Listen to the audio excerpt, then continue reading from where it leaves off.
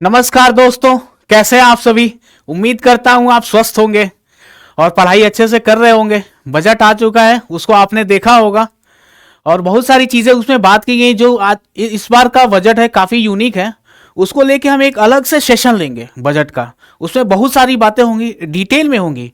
ऐसा सेशन होगा उससे बाहर कोई भी सवाल, कोई भी टॉपिक नहीं जाएगा आपके किसी भी एग्जाम में। ऐसा सेशन इतने डिटेल में जाएंगे और क्वेश्चन फॉर्म में ही रखेंगे हम अपने उस सेशन को। और भी सारी बातें होंगी। तो उससे पहले, जैसा कि हमारे सीरीज में करंट अफेयर की क्लास होती है, उसमें हम कैसे लेके आते हैं टॉपिक, एक एग्जाम में जैसे हमारा क्वेश्चन आता है उसी फॉर्मेट में लेके आते हैं। तो उसी तरह आज के भी क्लास में हम क्वेश्चन के फॉर्म में देखेंगे और कवर करेंगे करंट अफेयर को आज को। तो स्टार्ट करते हैं आज का सेशन, ठीक है। ध्यान से देखिएगा। आज के सेशन के बाद आपको लगेगा कि हाँ, यहाँ से जो सेशन एंड होने के बाद जो फीलिंग होगी, उसके बाद से आप कहेंगे कि हाँ, यहाँ से हमें ये सवाल हमारे एग्जाम के पैटर्न पे है। एग्जैक्टली ऐसे ही सवाल आते हैं हमारे एग्जाम में, वो आरआरबी का एग्जाम हो, एसएससी का एग्जाम हो, या फिर स्टेट का कोई भी एग्जाम हो, एसआई हो, कांस्टेबल हो, होमगार्ड हो, इवन एसएससी जीडी में भी ऐसे सवाल आते हैं। तो उस फॉर्मेट में हम लेके आते हैं आपके लिए सवाल, ठीक है। तो फटाफट आगे बढ़ते हैं और देखते हैं कि क्या क्या सवाल है और उसके माध्यम से हम आज का सेशन कंप्लीट करते हैं, ठीक है। तो बने रहिएगा आखिरी तक। हमारे सामने पहला जो क्वेश्चन है वो क्वेश्चन है कि इंडिया एआई इम्पैक्ट समिट 2026 कहां आयोजित किया जा रहा है। 2-4 सेकंड का पॉज लीजिए और खुद एक बार कमेंट करिए आंसर। मुझे भी तो पता लगेगा कितने लोगों को पता है, फिर मैं बताऊंगा यहां पे आपको, है ना। तो आप कमेंट करिए, 5 सेकंड का पॉज लीजिए, खुद से कमेंट करिए। गलत होता है होने दीजिए, कोई बात नहीं।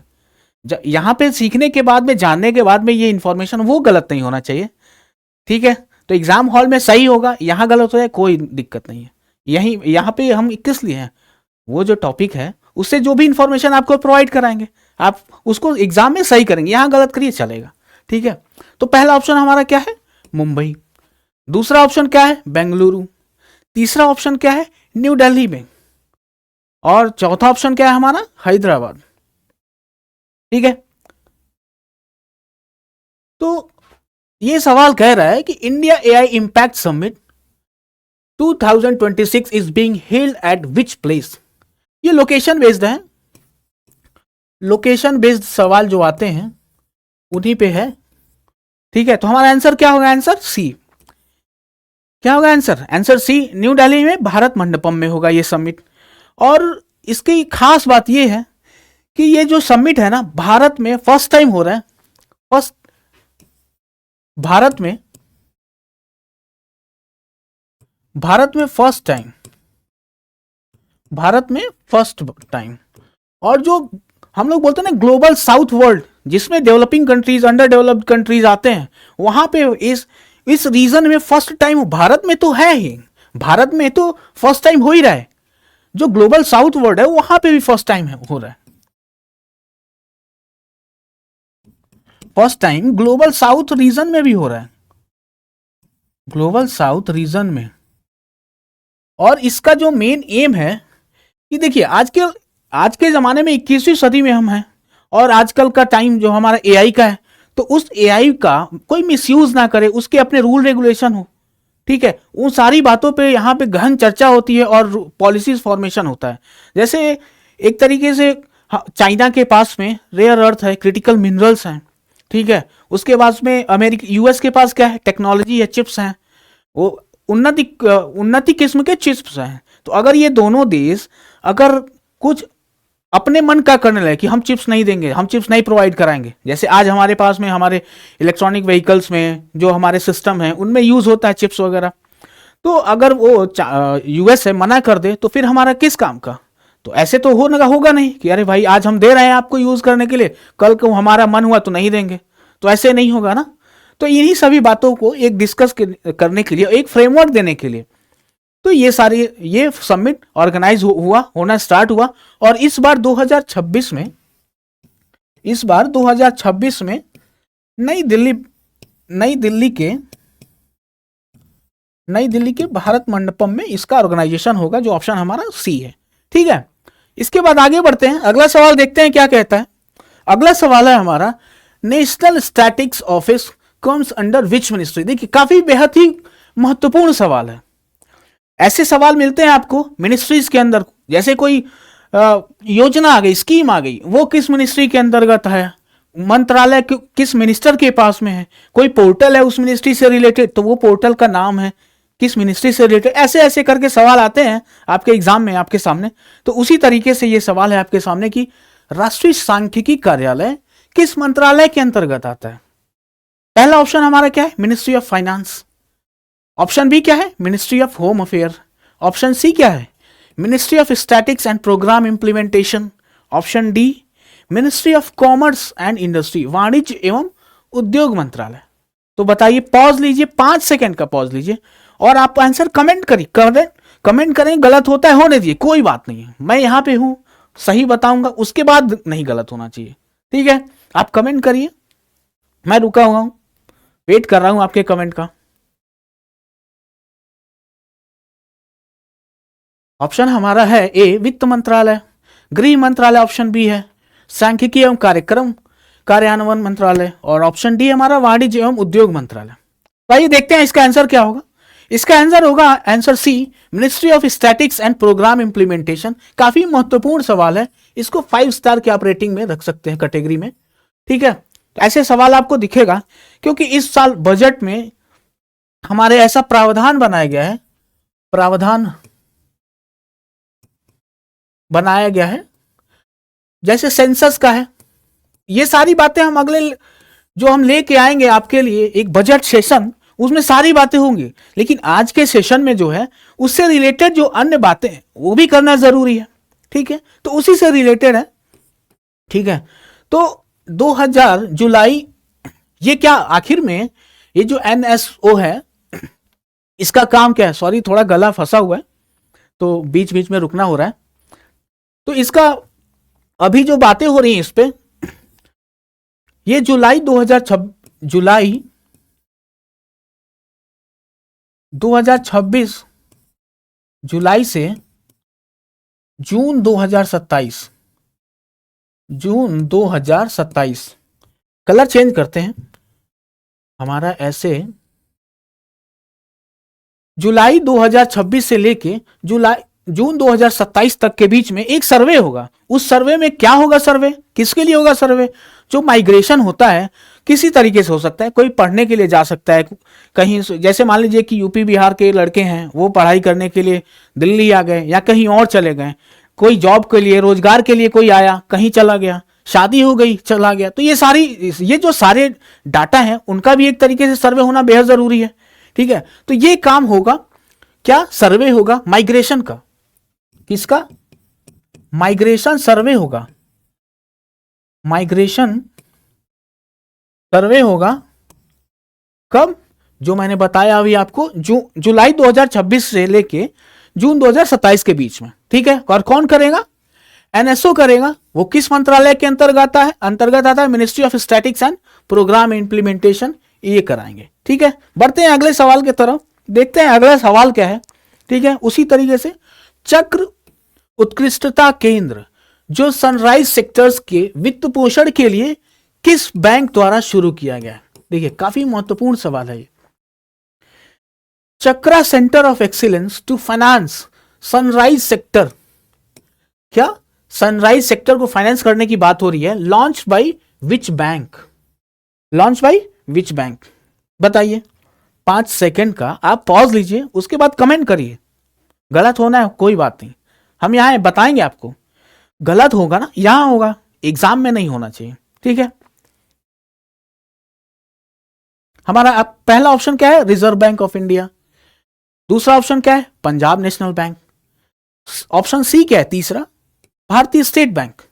ऑप्शन डी हमारा बैंक ऑफ बड़ौदा, ठीक है। तो बढ़े आंसर की तरफ, तो हमारा आंसर होगा इसमें स्टेट बैंक ऑफ इंडिया।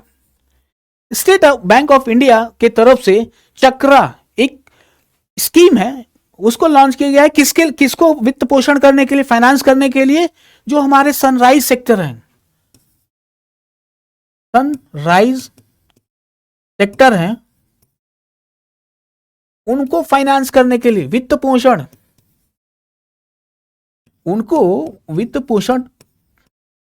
पोषण के लिए कौन सा बैंक करेगा? State bank of India. पहले तो बात आती है, आपके दिमाग में आएगा कि सर आप बात कर रहे हैं फाइनेंस करने के लिए, लेकिन यह भी तो जानना जरूरी है कि सनराइज सेक्टर होता क्या है। क्या है सनराइज सेक्टर? तो आज के जमाने में 21वीं सदी में सनराइज सेक्टर जो हमारा प्रधानमंत्री जी का विजन है 2047 तक, 2047 तक एक डेवलप्ड नेशन होने का,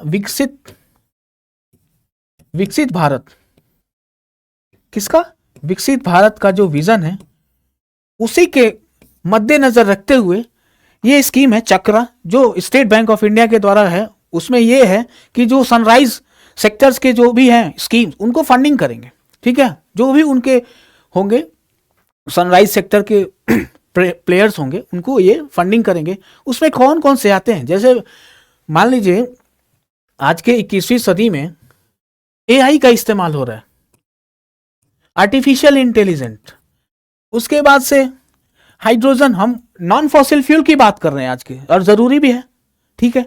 तो उसमें हाइड्रोजन एनर्जी, हाइड्रो एनर्जी की बात हो रही है, हाइड्रोजन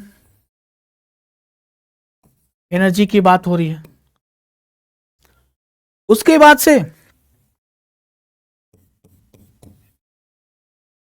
बाद से जो न्यू टेक्नोलॉजी है उसकी भी बात हो रही है,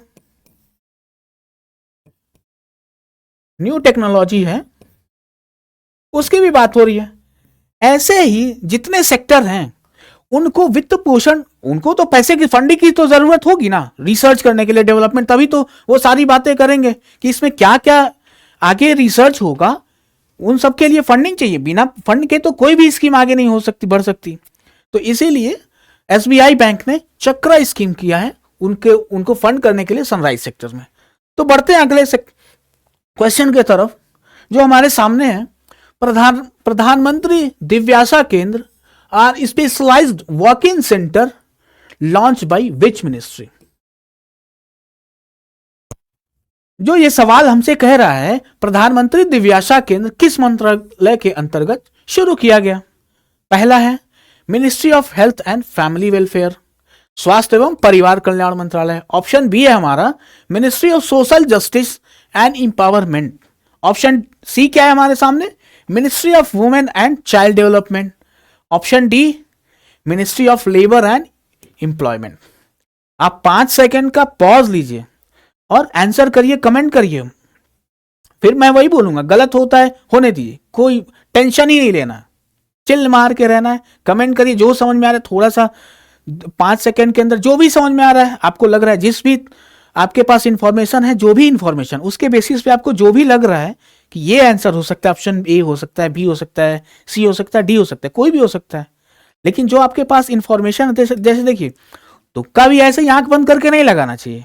ये एक मतलब इंटेलिजेंट इंसान की पहचान नहीं है। तुक्का तो ऐसे कर दे तो वो तो अलग बात है, लेकिन अगर आपके पास जो इंफॉर्मेशन है उसके बेसिस पे अगर आप कुछ सोच के कोई ऑप्शन चूज करते हैं तो एक तरीके से ये इंटेलिजेंट तरीका है, ठीक है। तो बढ़ते हैं आंसर के तरफ। हमारा आंसर क्या होगा? Option A B C D में से हमारा आंसर क्या होगा? हमारा आंसर होगा ministry of social justice and empowerment, option B, ठीक है। पहले तो प्रधानमंत्री दिव्यासा केंद्र है, ये क्या है? क्वेश्चन उठता है कि सर आप बता रहे हो लेकिन ये है क्या? जैसे देखिए आज इस बार के बजट में इससे लेकर रिलेटेड बातें हुई हैं, वो जैसा मैंने बताया कि उस सेशन में हम सारी बातें कवर करेंगे, सारे टॉपिक्स जो सरकार ने जितनी स्कीम लेके आई है वो सारी बातें होंगी, वो सारे कवर करेंगे ऐसे ही क्वेश्चन फॉर्म में, ताकि आपको समझ में आए कि हाँ ये अगर टॉपिक है, ये बातें हो रही हैं, तो इसमें कैसे क्वेश्चन को फ्रेम कर सकता है एग्जामिनर, है ना। पर तो हमारे पास तो इंफॉर्मेशन है ही, आपके पास भी बहुत सारे पीडीएफ होंगे, बहुत जगह से आपने पढ़ा होगा, लेकिन एग्जाम में उस टॉपिक पे, उस पर्टिकुलर टॉपिक पे क्वेश्चन कैसे फ्रेम होगा वो भी जानना बेहद जरूरी है, ठीक है। तो यहां पे उसी से रिलेटेड यहां पे बात हो रही है प्रधानमंत्री दिव्यासा केंद्र की, ठीक है।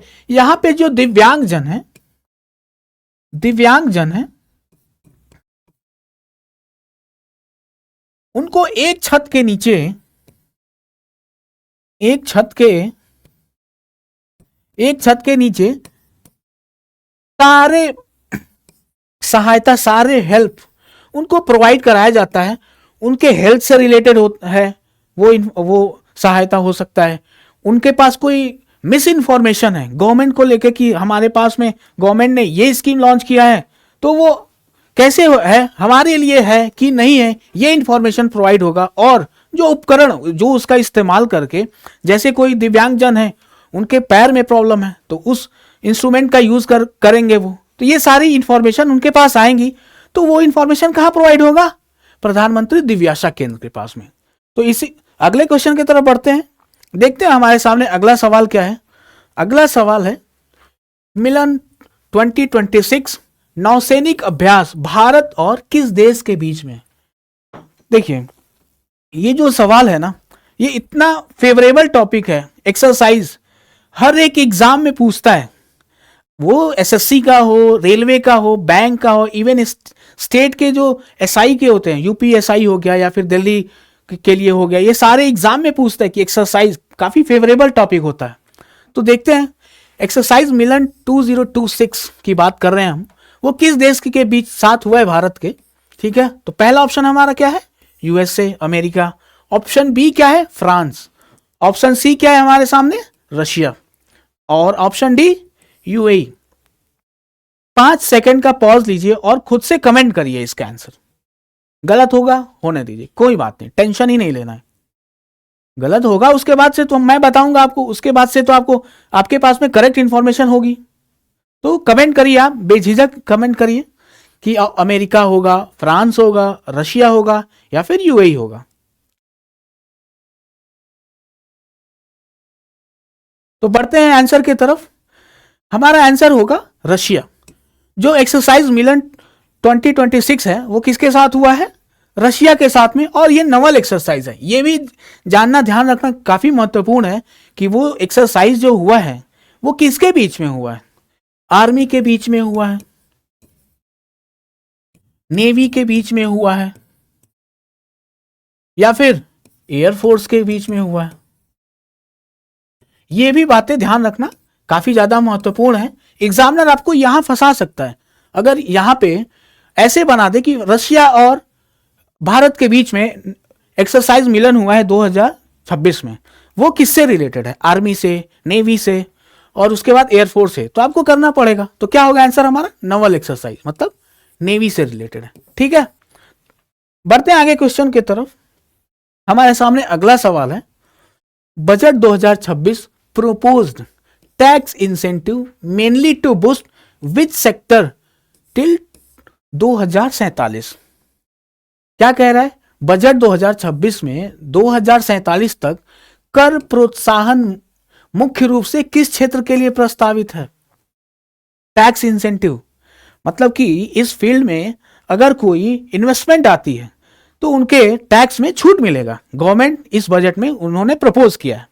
और कब तक? 2047 तक। जो हमारा विजन है 2047 विकसित भारत का, 2047 विकसित भारत का जो विजन है उसको ध्यान में रखते हुए ये प्रपोजल भारत सरकार ने किया इस बजट में। तो वो किस क्षेत्र से रिलेटेड है? ऑप्शन ए हमारे सामने एग्रीकल्चर, ऑप्शन बी है cloud data centre, option C क्या है हमारे सामने?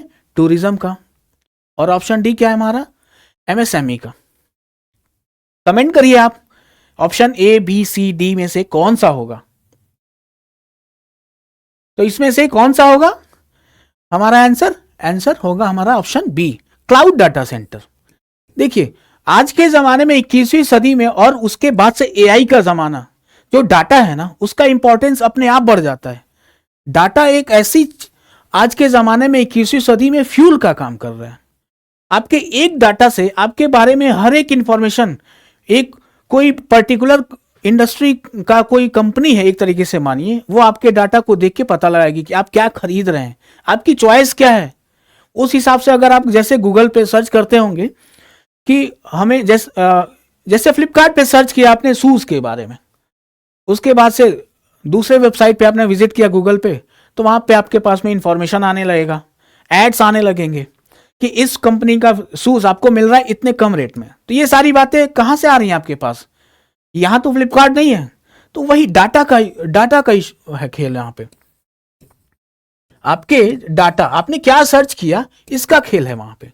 तो इसको डाटा को भी लोकलाइज करना काफी जरूरी है, ताकि उसका कोई प्रोसेस करके उस डाटा का इस्तेमाल करके गलत नियत के साथ में उसका कोई दुरुपयोग ना कर सके। ठीक है, तो बढ़ते हैं अगले सवाल के तरफ। तो हमने क्या पढ़ा, 17वां भारतीय शास्त्रीय संगीत महोत्सव किस शहर में आयोजित हुआ? Option A Chennai, B Delhi, C Bengaluru और डी तिरुवनंतपुरम, जो कि मैंने पूछा आपसे, तो कहाँ है? केरल में। ठीक है, तो हमारा आंसर क्या होगा इसका? हमारा आंसर होगा बेंगलुरु, जो कि कहाँ है? कर्नाटक में। कहाँ पे है? कर्नाटक में। यहां पे जो सॉरी क्लासिकल म्यूजिक फेस्टिवल होगा, यहां पे कर्नाटक म्यूजिक की बात होगी, उससे रिलेटेड यहां पे फेस्टिवल हो रहा है। बढ़ते हैं अगले सवाल के तरफ। अगला सवाल आपके सामने है, नई खगोल परियोजनाएं कहां नियोजित हैं, कहां प्लान है? जो 2000 हमारे बजट 2026-27 में इसका प्रावधान किया गया है, उससे रिलेटेड बजट से यह सवाल उठ गया है आपके सामने। तो इसका पहला ऑप्शन है नॉर्थ, केवल उत्तर भारत में। ऑप्शन बी है लद्दाख और साउथ इंडिया में। ऑप्शन सी है वेस्ट, मतलब वेस्ट भारत में, पश्चिमी भारत में। और ऑप्शन डी है हमारा उत्तर पूर्व की तरफ। ठीक है, तो पॉज लीजिए कुछ सेकंड का और आंसर करिए। आप आंसर करिए, गलत होगा कोई बात नहीं, लेकिन आपसे एग्जाम में गलत नहीं होना चाहिए, यह काफी महत्वपूर्ण है। ठीक है, तो ऑप्शन ए, बी, सी और डी में से कौन सा सही होगा? आंसर हमारा होगा ऑप्शन बी, लद्दाख और साउथ इंडिया।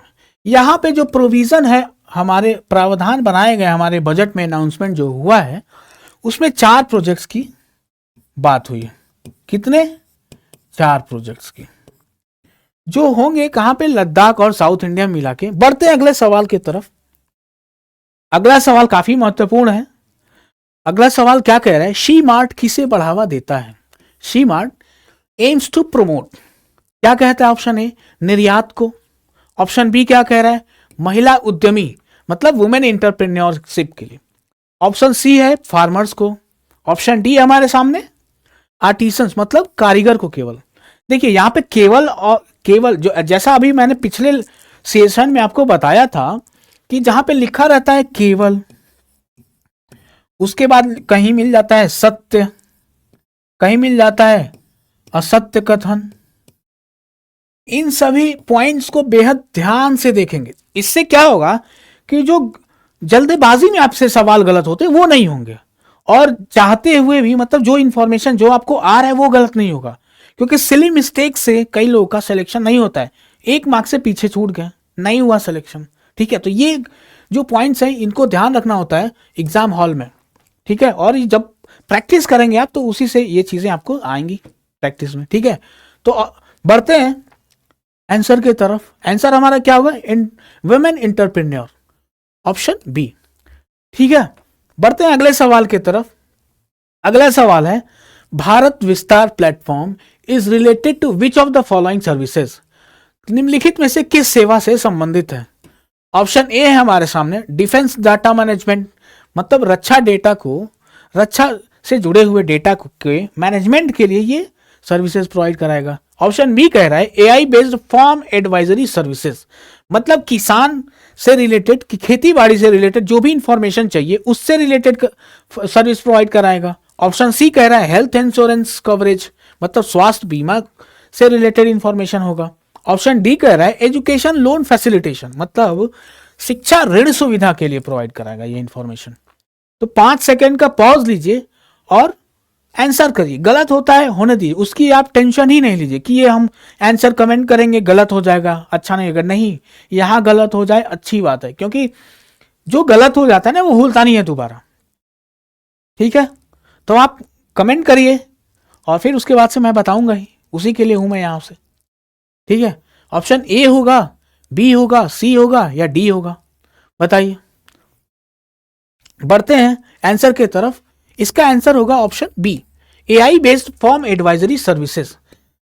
मतलब कि जो ये तो पहली बात तो ये बजट 2026-27 में इसका प्रावधान किया गया है ताकि किसानों की आमदनी है वो बढ़े, ठीक है, क्योंकि किसान अन्नदाता है, उसकी आमदनी वो हमारे पास में जो भी भोजन आ रहा है उसके मेहनत से आ रहा है। हम तो जैसे कि आप पैसा कमा रहे हैं और आप मार्केट में गए खरीद लाए, लेकिन कोई उसको अनाज को उपजाने वाला अगर नहीं है या फिर उपजाने वालों की संख्या कम हो रही है, अगर उन्हें लग रहा है कि उससे उनका इनकम नहीं हो रहा है तो वो छोड़ेंगे उसको। तो उस बात को भी ध्यान रखना सरकार के लिए बेहद ज़रूरी है कि जो फार्मर्स की इनकम है, किसान भाइयों की जो इनकम है वो खेती बाड़ी से वो कम ना रहे, वो समय के साथ में वो बढ़ती रहे, ठीक है। तो उसके लिए क्या होगा, वो उन्हें एक प्रिसाइज इंफॉर्मेशन पता होनी चाहिए कि कौन से बीज के लिए कितना मॉइस्चर चाहिए, कौन सा खाद चाहिए, और सबसे बड़ी बात कि उनको वो इंफॉर्मेशन उन्हीं के भाषा में मिलनी चाहिए, ये भी बेहद ज़रूरी है।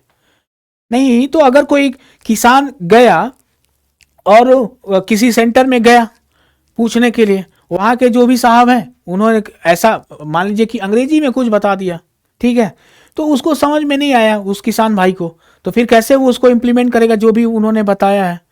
तो ये बेहद ज़रूरी है कि वहाँ के लोकल लैंग्वेज में लोकल लैंग्वेज में इंफॉर्मेशन प्रोवाइड करें, लोकल लैंग्वेज में इंफॉर्मेशन को दें, ठीक है। बढ़ते हैं अगले सवाल की तरफ। अगला सवाल जो कि नंबर 11 का है, according to recent news how much investment will be made in the semiconductor sector in Bihar. Bihar राज्य की बात हो रही है, यहां पे बिहार राज्य की बात हो रही है कि जो सेमीकंडक्टर सेक्टर है उसमें जो अभी सेमीकंडक्टर नीति पास हुई है 2026 की, उसमें कितने इन्वेस्टमेंट की बात हुई है, ठीक है। तो ऑप्शन ए है हमारा 10,000 करोड़, बी है 15,000 करोड़, ऑप्शन सी है 25,000 करोड़, ऑप्शन डी है 50,000 करोड़। देखिए, इन्वेस्टमेंट होगा तो उससे डायरेक्ट इनडायरेक्ट तरीके से रोजगार उत्पन्न होगा, और जो मतलब कि जैसे सेमीकंडक्टर, यहाँ पे स्किल्ड वर्कर्स की जरूरत पड़ेगी, तो जो पढ़े लिखे हैं स्किल्ड हैं उनको डायरेक्ट एम्प्लॉयमेंट मिलेगा, और जो मतलब कि बिजनेस में है उनको इनडायरेक्ट वे से उनको रोजगार की अपॉर्चुनिटी मिलेगी। तो हमारा आंसर क्या होगा, ऑप्शन सी 25,000 करोड़ रुपए, ठीक है। तो यहाँ इस सेमीकंडक्टर सेक्टर में जब इन्वेस्टमेंट होगा 25,000 करोड़ रुपए का, कितना, 25,000 करोड़ रुपए, ठीक है, तो वहां के जो युवा हैं उनको रोजगार मिलेगा, वो रोजगार के लिए अपना घर छोड़ के दूसरे जगह पे नहीं जाएंगे, उन्हें अपने प्रदेश में मिलेगा रोजगार, ठीक है। तो इससे क्या होगा, उस राज्य का जो ग्रोथ है, इकोनॉमिक ग्रोथ है, वो भी आगे होगा और बढ़ेगा, ठीक है। बढ़ते हैं अगले सवाल की तरफ जो कि हमारा सवाल नंबर 12 है। Number of new nation water way announce, मतलब राष्ट्रीय जलमार्गों की संख्या कितनी है जो कि बजट 2026-27 में अनाउंस हुई है। बजट 2026-27 में जो अनाउंसमेंट हुआ है न्यू जलमार्गों का नंबर वो कितना है, 10 है, 15 है, 20 है या 25 है। पॉज लीजिए 2-3 सेकंड का और आंसर करिए, कमेंट करिए आप आंसर, ठीक है। बढ़ते हैं आंसर की तरफ। हमारा आंसर क्या होगा, ऑप्शन सी 20, ठीक है। यहां से मैं आपको एक सवाल पूछता हूं कि जो पहला जल राजमार्ग है वो कहां से कहां तक का है, ठीक है, वो मुझे कमेंट करके आप बताइए, ठीक। बढ़ते हैं अगले सवाल की तरफ। हमारा ऑप्शन क्वेश्चन नंबर 13 है, high speed rail corridor proposed, high speed rail corridor की संख्या कितनी प्रपोज हुई है बजट में, बजट 2026-27 में, किसमें, बजट 2026 और 27 में। ऑप्शन ए है 5, ऑप्शन बी है 7, ऑप्शन सी है 9, ऑप्शन डी है 12। बताइए, कमेंट करिए आप आंसर, आपको क्या लगता है। ऑप्शन ए है, बी है, सी है, डी है। High speed rail corridor proposed in budget 2026 and 27। तो आंसर क्या होगा हमारा? Option B 7। देखिए इस तरीके से आपको एग्जाम में फंसा सकता है, क्योंकि डाटा बेस्ड ये सवाल है, डाटा बेस्ड है ये। क्या है? डाटा बेस्ड है ये। तो यहां पे थोड़ा सा डाटा चेंज होगा और आप गलत कर सकते हैं, इसीलिए बहुत ध्यान से देखना होगा इसको आपको। ठीक है, बढ़ते हैं अगले सवाल की तरफ। हमारा अगला सवाल है, द बायोफार्मा शक्ति initiative recently proposed in the budget is primarily aimed at। हाल ही में प्रस्तावित बायोफार्मा शक्ति पहल का मुख्य उद्देश्य क्या? मुख्य उद्देश्य क्या है? पहला ऑप्शन है promoting generic drug and export only. Option B क्या है? Developing India as a global biopharma manufacturing hub. यहां पे हब के रूप में डेवलप करने की बात हो रही है ऑप्शन बी में। और ऑप्शन सी क्या कह रहा है? Expanding public sector pharmaceutical units. मतलब कि फार्मास्यूटिकल यूनिट्स हैं उनको और एक्सपैंड करेगा। किसके अंतर्गत बात हो रही है? बायोफार्मा शक्ति के अंतर्गत। ये ऑप्शन सी कह रहा है। और ऑप्शन डी क्या कह रहा है? Reducing health care subsidies. Option D कह रहा है कि जो सब्सिडी प्रोवाइड की जाती है हेल्थ केयर के लिए उसको कम करने की बात होगी इसमें बायोफार्मा शक्ति इनिशिएटिव में। तो 5 सेकंड का पॉज लीजिए और कमेंट करिए आप आंसर कि ऑप्शन कौन सा सही है आपके अकॉर्डिंग, ऑप्शन ए, बी, सी या डी। ठीक है, ये सारी इसके डिटेल में, ये तो क्वेश्चन फॉर्म में है, डिटेल में और सारे क्वेश्चन इसमें फॉर्म होंगे डाटा बेस्ड पे, और वो हम कवर करेंगे, धीरे धीरे कवर करेंगे। और आपसे बजट का एक भी सवाल छूटेगा नहीं, वो आप कोई भी एग्जाम में आप जाएंगे वो सारे क्वेश्चन आप सॉल्व कर लेंगे। ठीक है, तो इसका आंसर क्या होगा?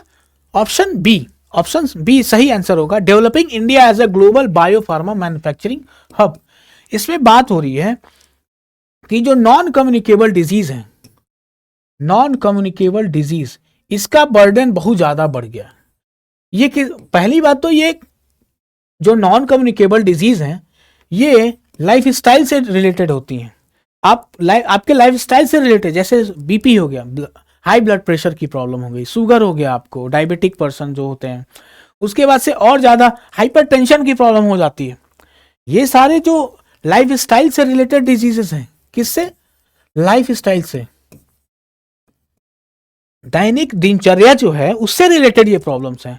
उसके बाद से आप जो जहां रहते हैं वहां के इन्वायरमेंट से, वातावरण से,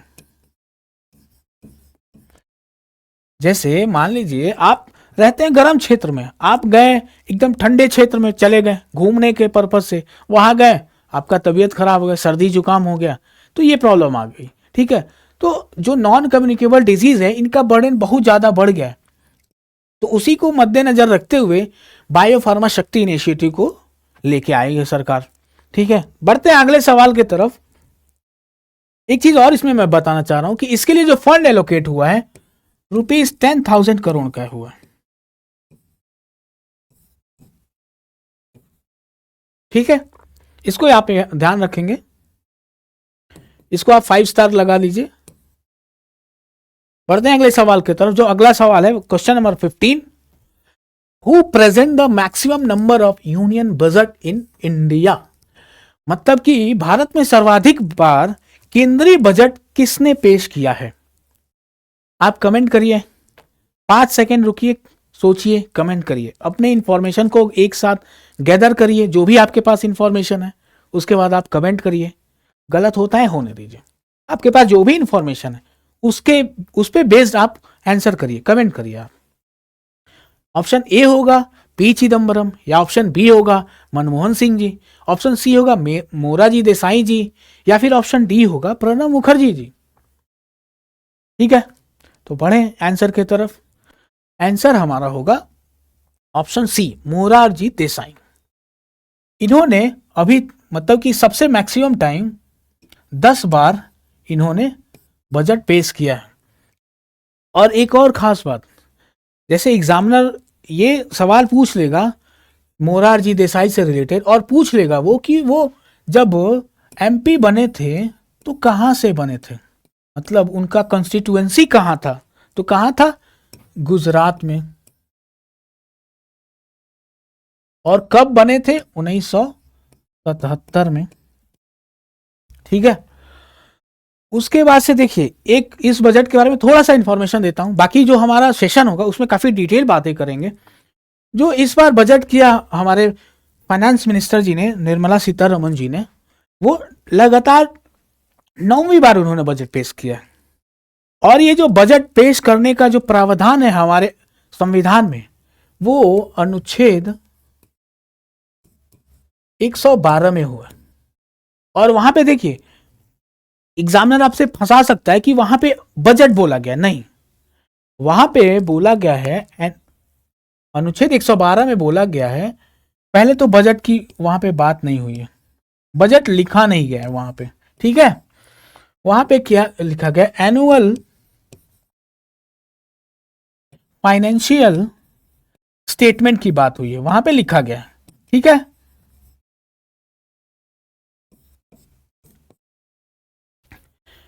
तो वहां पे बजट डायरेक्ट नहीं लिखा गया, एनुअल फाइनेंशियल स्टेटमेंट की बात की गई है अनुच्छेद 112 में। तो पहली महिला जिन्होंने 9वीं बार उन्होंने बजट पेश किया है, और इन्हीं के साथ में, मतलब 9 नंबर तो निर्मला सीतारमन जी ने पेश किया है, उनके साथ में जो पी चिदम्बरम साहब हैं, इन्होंने भी 9th टाइम्स बजट पेश किया है अपने टर्म में, जब से वो बने हैं एमपी। उसके बाद से ये वित्त मंत्रालय इन्होंने संभाला है, टोटल मिलाकर उनका 9th टाइम हो गया। तो दोनों लोग, मतलब कौन, पी चिदम्बरम जी और निर्मला सीतारमन जी, दोनों ने 9 बार बजट पेश किया है। लेकिन पहली महिला है निर्मला सीतारमन जी, जिन्होंने 9 बार बजट पेश किया है। तो यहां से आपको पूछ लेगा, एग्जामिनर फंसा सकता है। और उसके बाद एक काफी ज्यादा यूनिक सा इंफॉर्मेशन है कि ये फर्स्ट टाइम हुआ है इंडिपेंडेंट के बाद में, फर्स्ट टाइम हुआ है अपने इंडिपेंडेंट इंडिया में, इंडिपेंडेंट इंडिया में, कि रविवार के दिन, क्या, रविवार के दिन बजट पेश हुआ है। ये काफी ज्यादा रोचक इंफॉर्मेशन है, और अगर ध्यान नहीं देंगे तो हो सकता है कि एग्जाम में ये सवाल मिल जाए और आप गलत कर दें, क्योंकि आपको लगेगा कि रविवार के दिन तो छुट्टी होती है, तो कैसे ये सवाल, मतलब कि हो सकता है ऐसा, लेकिन नहीं, इसको ध्यान रखना होगा। और यहाँ पे बजट को स्टार्ट करने से पहले ही युवा शक्ति के बारे में बात की गई है। ये सारी बातें होंगी हमारे आने वाले लेक्चर में, आने वाले सेशन में। जो बजट के से रिलेटेड सेशन होगा उसमें ये सारी बातें होंगी, काफी महत्वपूर्ण और इंटरेस्टिंग होगा वो सेशन। ठीक है, तो आज के लेक्चर में, आज के सेशन में इतना ही। और ये सारे जो क्वेश्चन आपके सामने दिखे, वो एसएससी के लिए, आरआरबी के लिए, उसके बाद से जो स्टेट एग्जाम्स होते हैं उनके लिए भी काफी ज्यादा महत्वपूर्ण है। और इसको आप अपने फ्रेंड्स के साथ में शेयर करिए, ताकि उनसे ये इंफॉर्मेशन छूट ना जाए। क्योंकि नौकरी अगर आपको मिले, आपके दोस्त को ना मिले, तो ये अच्छी बात नहीं है ना, उसको भी नौकरी मिलनी चाहिए। तो ये जो इंफॉर्मेशन है, ये जो क्लास है, उनके साथ भी शेयर करिए, ताकि वो भी यहाँ पे पढ़ाई करें, और एक इंफॉर्मेशन जो एग्जाम के लिए, मतलब इंफॉर्मेशन हो, और वो एग्जाम के तरीके से पैटर्न पे हो। ये काफी ज्यादा महत्वपूर्ण है। आपके पास इंफॉर्मेशन हो ऐसे ही, मतलब कि कोई उसका पैटर्न ही नहीं हो, लेकिन अगर एग्जाम में क्या आता है, ये अगर आपके पास इंफॉर्मेशन है, किस फॉर्मेट में आता है सवाल, कैसे फ्रेम होता है, इस तरीके से आपके पास इंफॉर्मेशन है, तो आपसे सवाल गलत नहीं हो सकता। तो ठीक है, पढ़ते रहिए मन लगा के, और एक जज्बा रखिए कि हाँ, जो आने वाला एग्जाम में मैं बैठूंगा, यहां से सिलेक्शन होगा, इस एग्जाम में सिलेक्शन होगा। ठीक है, तो धीरे धीरे करके हम सारे कवर्स करेंगे टॉपिक्स करंट अफेयर के, और जो स्टैटिक के पोर्शन है वो भी इसी में कवर होते जाएंगे। ठीक है, अपना ख्याल रखिए, अच्छे से पढ़ाई करिए। Thank you so much. मिलते हैं अगले सेशन में। Thank you so much.